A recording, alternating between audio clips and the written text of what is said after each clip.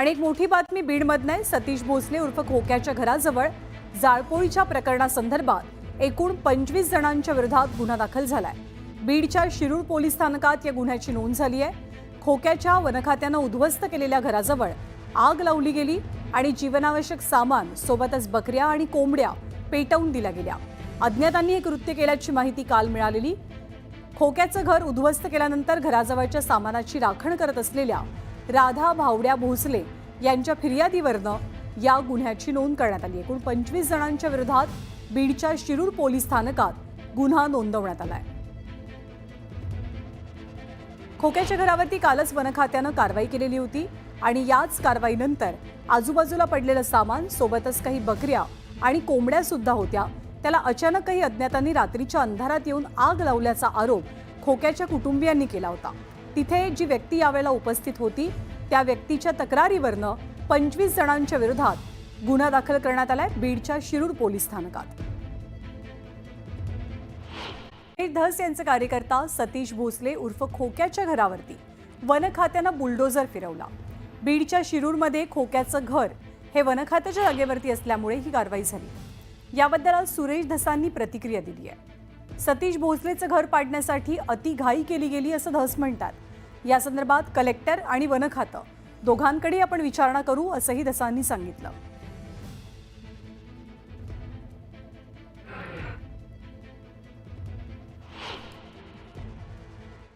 प्रवाह सांगतायत आमच्या विभागाचे लोक म्हणतायत की ती जमीन वन विभागाची होती आणि काही जण म्हणतायत की ती जमीन वाटप केली गेली होती। तर हा उद्याच्याला मी आमसभेला तिथं जाणार आहे, त्यावेळेस तिथं प्रश्न घर पाडण्याचा निर्णय लवकरच नाही घेतला का शासनाने? जरा अति जास्त घाई केली असत नाही, शासनानं नाही, तिथल्या काही मी उद्या विचारणार आहे कलेक्टर आणि वन विभागाला। आणि एकनाथ शिंदे काँग्रेसमध्ये जाणार होते असा गोप्यस्फोट संजय राऊतांनी केला आणि या संदर्भात पृथ्वीराज चव्हाणांना विचारा। अहमद पटेल आता नाहीत, पण शिंदेंची दिल्लीत त्यांच्याशी चर्चा झाली होती असा दावा राऊतांनी केला।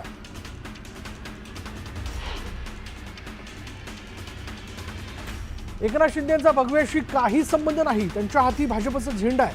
अजित पवार आणि एकनाथ शिंदे भाजपच्या ताटाखालचे मांजर झालेत अशी टीका संजय राऊतांनी केली। राजकारणात रुसवे फुगवे आदळापट सुरू आहे। नाना पटोलेंनी लवकरात लवकर भांडं वाजवलं, थोडं थांबायला हवं होतं असं खासदार संजय राऊत म्हणाले। नाना पटोलेंच्या ऑफरवर विजय वडेट्टीवारांनी प्रतिक्रिया दिली। राजकारणात कोणी कोणाचा मित्र नसतो, शत्रूही नसतो, वेळेप्रमाणे राजकारण चालतं असं वडेट्टीवार म्हणाले। उद्या काय वाढून ठेवलं हे आता सांगता येत नाही असं वडेट्टीवारांनी म्हटलं। नितेश राणे समजीसाधू माणूस आहे, त्याला योगी व्हायचं आहे की काय बनायचंय हे माहिती नाही, मात्र भाजपच्या काही प्रस्थापित नेत्यांसाठी नितेश राणेंचे असे बोलणं धोक्याची घंटा आहे अशी टीका विजय वडेट्टीवारांनी केली। शेतकरी आत्महत्येत महाराष्ट्र क्रमांक 1 वर गेला आहे। शेतकऱ्यांना कर्जमाफी करण्याची आवश्यकता आहे। शेतमालाला भाव मिळत नाही, त्यामुळे कर्जमाफी मिळाली पाहिजे अशी मागणी विजय वडेट्टीवारांनी केली। बीड जिल्ह्याला मी अनेक वर्ष ओळखतो, पण आज जी बीडची अवस्था आहे ती कधीही नव्हती।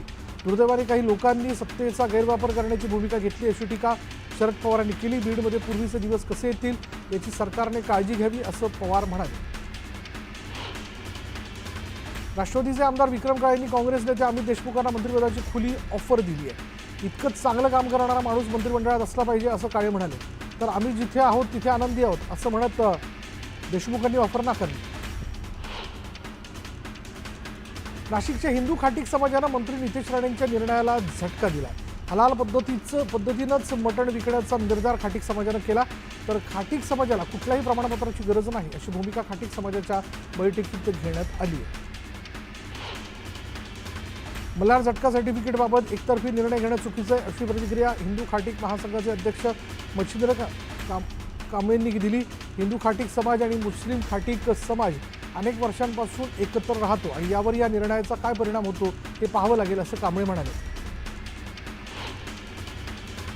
युगेंद्र पवारांनी गोविंद बागेत शरद पवारांची भेट घेतली। या भेटीत माळेगाव सहकारी साखर कारखान्याच्या निवडणुकीसंदर्भात चर्चा झाल्याची शक्यता आहे। निवडणुकीकरिता युगेंद्र पवार नेतृत्व करणार का याकडे सर्वांचं लक्ष लागलं।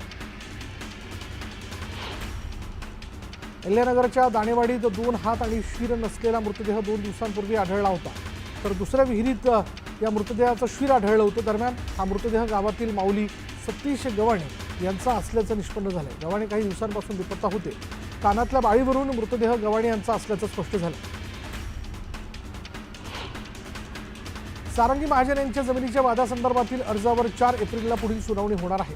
माजी मंत्री धनंजय मुंडेंनी जमीन व्यवहारात फसवणूक केल्याचा आरोप सारंगी महाजनांनी केला होता. बीडमधील पोलिसांनी अनेक गुन्हेगारांना पाठीशी घातलंय. पोलीस कर्मचारी आणि अधिकाऱ्यांबाबत अनेक पुरावे उपलब्ध असून ते सर्व घेऊन बीडला जाणार असल्याची माहिती तृप्ती देसाईंनी दिली. जे दोषी आहेत त्या अधिकाऱ्यांना बीडच्या बाहेर काढा अशी मागणी त्यांनी गृहमंत्र्यांकडे केली. सोन्याच्या दरात पुन्हा वाढ झाली. जळगावमध्ये सोन्याचा दर जीएसटीसह 90,600 रुपये प्रति तोळ्यावर पोहोचला. आगामी काळात सोन्याचे दर 95,000पर्यंत वाढण्याची शक्यता आहे. प्रक्षोभक भाषण केल्याप्रकरणी सदाभाऊ खोत यांची 12 वर्षांनंतर निर्दोष मुक्तता करण्यात आली. 3 नोव्हेंबर 2012 रोजी देऊळगाव राजा इथे शेतकऱ्यांच्या सभेत प्रक्षोभक भाषण केल्याप्रकरणी खोत यांच्या विरोधात गुन्हा दाखल करण्यात आला होता. दरम्यान दौंड प्रथम वर्ग न्यायालयाने खोत यांची निर्दोष मुक्तता केली. नाशिकमधील रिक्षाचालकांची गुंडगिरी समोर आली आहे. शालिमार चौकात अनधिकृत असलेल्या रिक्षाचालकाने गाडीचा कट लागल्याच्या कारणातून थेट मारहाण केली. रिक्षाचालकांची ही झुंडशाही कॅमेऱ्यात कैद झाली असून नागरिकांनी अनधिकृत रिक्षाचालकांना तात्काळ हटवण्याची मागणी केली. नागपुरात एका रेकॉर्डवरील आरोपीच्या राहत्या घरून गांजाची विक्री करणाऱ्या आरोपीला पोलिसांनी अटक केली. त्याच्याकडून 1 किलो 256 ग्रॅम गांजा जप्त करण्यात आला. हा गांजा कुठून आला या प्रकरणी पोलिसांकडून तपास सुरू आहे. बदलापूरमधील माजी नगरसेवक शैलेश वडनेरे यांच्याकडे 50 लाखांची खंडणी मागितल्याचा धक्कादायक प्रकार समोर आला. वडनेरे यांचे महिलेसह असलेले अश्लील व्हिडिओ आणि फोटो दाखवून आरोपींनी त्यांना ब्लॅकमेल करत पैशांची मागणी केली आणि या प्रकरणानंतर पोलिसांनी 4 सराईत गुंडांना अटक केली. एका सराईत गुन्हेगाराने अगदी सहजतेने दुकानातून 80,000ची सोन्याची चेन लांबवली. मीरा रोडच्या शुभलक्ष्मी ज्वेलर्समध्ये हा प्रकार घडलेला आहे. तक्रार दाखल केल्यानंतर स्थानिक गुन्हे शाखेच्या पथकाने आरोपीला अटक केली. उल्हासनगरमध्ये धुळवड साजरी करून घरी परतणाऱ्या तरुणीचा भर रस्त्यात विनयभंग करण्यात आला. दरम्यान विरोध करणाऱ्या तरुणीच्या आईवडील आणि भावाला मारहाणही करण्यात आली. ही सगळी घटना सीसीटीव्ही कॅमेऱ्यात कैद झाली. उरण JNPT मार्गावर अपघात झाला आणि या अपघातामध्ये मोटरसायकलस्वार गंभीर जखमी झाला. मात्र पोलिसांनी अपघातग्रस्ताला मदत करण्याऐवजी घटनेची माहिती घेण्यास सुरुवात केली आणि याचा एक व्हिडिओ समोर आला असून पोलिसांच्या कार्यक्षमतेवर प्रश्न उपस्थित होत आहेत. मार्च महिन्याच्या दुसऱ्या आठवड्यात जळगावमध्ये सूर्य आग ओकू लागलाय. जळगावमध्ये तापमान 40 अंशांवर गेले. आवश्यकता असेल तरच घराबाहेर पडा असं आवाहन आरोग्य विभागाकडून करण्यात आलं. वर्धा जिल्ह्याला उष्णतेचा येलो अलर्ट देण्यात आला. गेल्या 3 दिवसांपासून जिल्ह्याचं तापमान 41 अंशांवर आहे. सामान्य नागरिकांनी काळजी घेण्याचं आवाहन जिल्हा प्रशासनाकडून करण्यात आलं. अमरावतीसह विदर्भात उन्हाचा पारा वाढल्यानं तापमान 40 डिग्रीवर गेलंय आणि त्यामुळे अमरावतीमधील सर्व शाळा 20 मार्चपासून सकाळच्या सत्रात भरवण्याचा निर्णय घेण्यात आला आहे. सकाळी शाळा 7:30 वाजल्यापासून ते दुपारी 12:30 वाजेपर्यंत या वेळेत भरणार आहे. हवामान विभागाने विदर्भात उष्णतेच्या लाटेचा इशारा दिला. 11 पैकी 6 जिल्ह्यांमधील तापमान 40 अंश सेल्सिअस पुढे गेलेलं आहे आणि तर अकोल्यात सर्वाधिक 41.3 अंश सेल्सिअस तापमानाची नोंद झाली आहे. जळगावच्या बाजूरातील सातगाव डोंगरी इथल्या शेतकऱ्यावर रानडुकराने हल्ला केला. शेतात पाणी भरण्यासाठी गेलं असता रानडुकराने शेतकऱ्यावर हल्ला चढवला आणि यात शेतकऱ्याचा डावा हात फ्रॅक्चर झाला असून उजव्या हाताला जबर मार लागला. जगद्गुरू संत तुकाराम महाराजांचा 375वा सदेह वैकुंठ गमन वर्षपूर्ती सोहळा पार पडणार आहे. या सोहळ्यासाठी वारकरी देहूत दाखल झाले. भक्तांनी मुख्य मंदिरात मोठी गर्दी केली.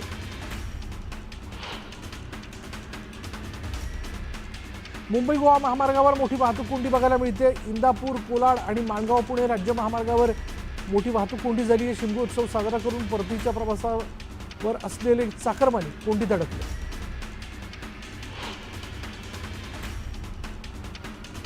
खेडमधील उधळे गावात चाळकोबा लखमराज खेमराज देवाच्या पालखीने भक्तांच्या घरोघरी जाऊन भेट दिली. त्यावेळी गाव देवाची खणा नारळाने ओटी भरली जाते. यासह गोमूचा नाच आणि भजनाचा कार्यक्रमही रंगला. बुलढाणा जिल्ह्यात काही दिवसांपासून हमीभावाने तूर खरेदीला सुरुवात झालेली आहे. दरम्यान खुल्या बाजारातही सारखाच दर मिळत असल्यानं शेतकऱ्यांनी हमीभाव केंद्राकडे पाठ फिरवल्याचं चित्र आहे.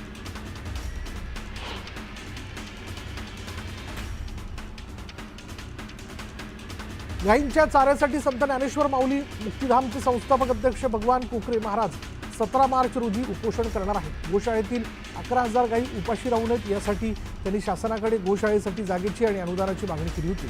मात्र मागणी मान्य न झाल्यानं त्यांनी उपोषणाचा निर्णय घेतला. रत्नागिरीच्या मंडणगडमध्ये लाटवड भैरी देवाच्या पारंपरिक शिमगोत्सवाला सुरुवात झाली. भैरी देवाची पालखी भक्तांच्या भेटीला निघाली आहे आणि या उत्सवामुळे गावात आनंदाचं वातावरण पसरलं.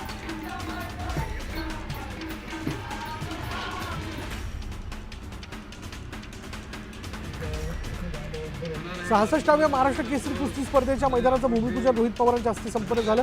कर्जतमध्ये 26 ते 30 मार्च दरम्यान या स्पर्धेचं आयोजन करण्यात आलं. अहिल्यानगरच्या महाराष्ट्र केसरी स्पर्धेत पैलवानांवर अन्याय झाला होता, मात्र कर्जतच्या स्पर्धेत अन्याय होणार नाही अशी प्रतिक्रिया रोहित पवारांनी दिली आणि या स्पर्धेत राजकारण होणार नाही असं पवार म्हणाले. कोल्हापुरातील शिवाजी विद्यापीठाच्या नामविस्तारास विरोध होतोय. शिवाजी विद्यापीठाच्या अधिसभेत स्थगन प्रस्तावावरनं गोंधळ झाल्याचं पाहायला मिळालं. काळ्या फिती लावून नामविस्ताराला विरोध करण्यात आला.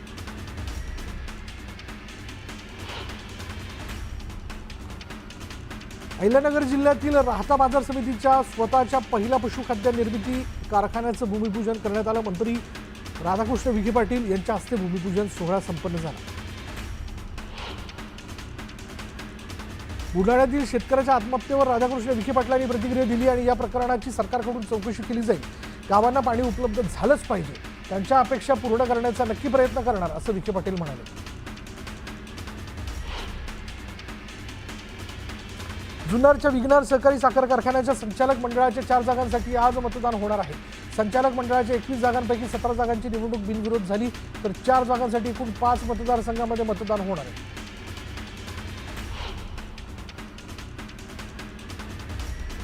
खेडमधील तुंबाड इथे मोठ्या उत्साहात शिमगोत्सव साजरा करण्यात आला. पारंपरिक वाद्यांच्या टेक्यावर पालखी नाचवण्यात आली. यावेळी हजारो लोक उपस्थित होते. जिंतूर शहरात रात्री उशिरा फिरत असलेल्या एका टोळीचा व्हिडिओ व्हायरल झाला. तोंडाला रुमाल आणि हातामध्ये हत्यार असल्यानं हे चोरटे असल्याचा दावा करण्यात आला. दरम्यान या व्हिडिओमुळे नागरिकांमध्ये भीतीचं वातावरण पसरलं. नंदुरबारमध्ये डॉक्टरांनी देवदूत भरून एका 2 महिन्याच्या बाळाला मृत्यूच्या दारातून परत आणलं. उलट्या आणि अतिरडण्यानं बाळ निपिचित पडलं. बाळाचा मृत्यू झाला असं वाटल्याने आईसह इतर नातेवाईकांनी रडारड सुरू केली. दरम्यान रुग्णालयात नेत असताना डॉक्टर गणेश तडवींनी बाळाच्या तळपायाला जोरात टिचकी मारली आणि लागलीच बाळाने मोठा श्वास घेतला आणि अशा प्रकारे त्यांनी बाळाचा जीव वाचवला. धाराशिवचे जिल्हाधिकारी कीर्ती किरण पुजार यांनी तुळजाभवानी मंदिर परिसराची आणि कामाची पाहणी केली. घाळशीट परिसर, रामदरा, भक्तनिवास इत्यादी ठिकाणांची पाहणी करत जिल्हाधिकाऱ्यांनी माहिती जाणून घेतली.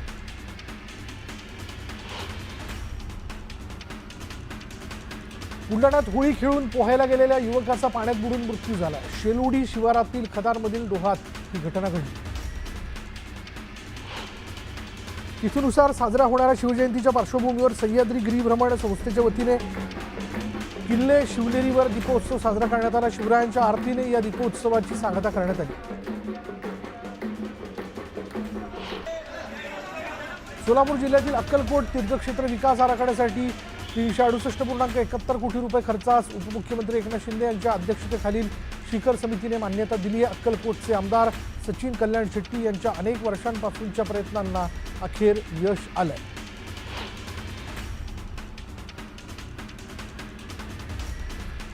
आजपासून देवाच्या पालख्या भक्तांच्या भेटीसाठी जाणार आहेत. कोकणात काठीच्या रूपाने 5 देवाच्या एकत्र भेटीची परंपरा आहे.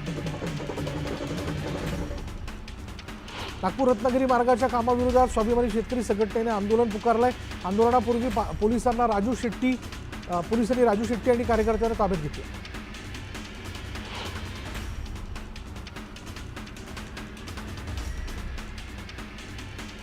मिरज तालुक्यातील सलगरी इथे एका माकडाने धुमाकूळ घातला. माकडाने 6 जणांचा चावा घेतला, मात्र माकडाला पकडण्यात वन विभाग अपयशी ठरला. सांगलीच्या मिरजमधील गुलमोहर कॉलनीत एकाच ठिकाणी 4 विषारी साप आढळलेत. रेस्क्यू टीमकडून सुरक्षितपणे 4ही विषारी सापांचं रेस्क्यू करण्यात आलं.